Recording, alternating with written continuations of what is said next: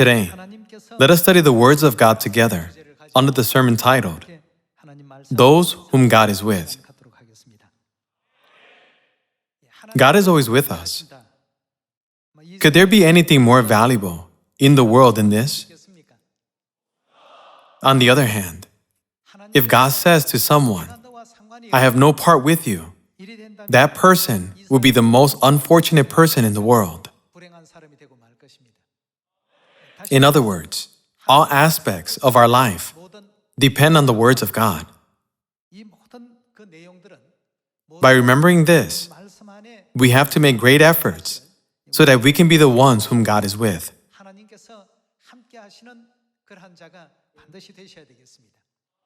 Long ago, Jacob, who is one of the forefathers of faith, had to run away to his uncle's house because of the wrath of his older brother Esau.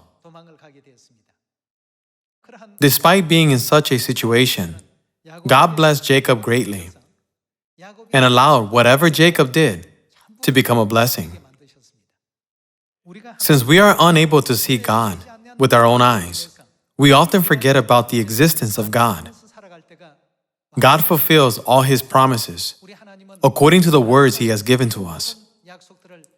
God always instructs us, when you do this, you will be blessed. When you do that, you will be cursed. We must act in accordance with the very instructions that we have received from God.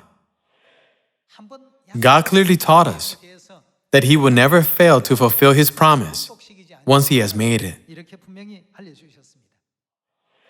Let us read the book of Hebrews, chapter 6, verse 17.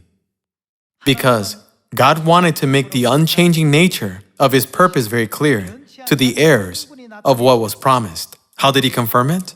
He confirmed it with an oath. In other words, there's not even one example throughout the entire Bible where God had broken a promise that He had made. How did He confirm and guarantee that what He had promised would be fulfilled? 100% without fail. Even for something to be guaranteed on this earth, people have to write out a contract and have it certified in order for it to be put into effect. God, however, gave us the best and most perfect guarantee above any other guarantee that can be made by certifying it with an oath. God gave us His word. Whatever I promise, I will carry it out and fulfill it according to my word without fail. Then, how can anyone enter heaven or be able to receive salvation without having any part with God? Let us all get closer to God so that we can always be with God. God taught us every single way that we can be blessed through. But sometimes, there are people who want to receive God's blessings without doing the work required to receive them. They say they want to receive blessings, but they don't have any intentions of getting closer to God. God made a promise with us, saying, when you do this or that, I will give you many blessings. As we all just read in Hebrews chapter 6, verse 17, God said that He would never change His promise, and He even confirmed it with an oath. God declared His holy will, that His promises are absolute and will surely be fulfilled.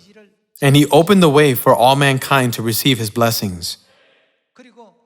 Yet, there are still people who do not like partaking in the work by which they can receive blessings, even though they say they want to receive God's blessings. Are we supposed to do that? Since there are enormous blessings that God promised us, all of our actions, all of our thoughts, all of our behaviors, even our mindset, shouldn't they all be in alignment with the way to receive God's blessings? Thus, we must always stay close to God, stand by God's side, and always go towards God. We must absolutely have these characteristics in us. There are people who want to go to heaven, but do not want to do the things that lead them to heaven. There are people who want to receive God's blessing, but do not like to do the things necessary to receive those blessings.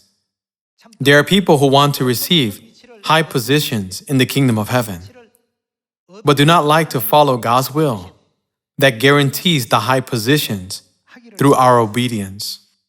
What does the Bible say about the faith of these kinds of people?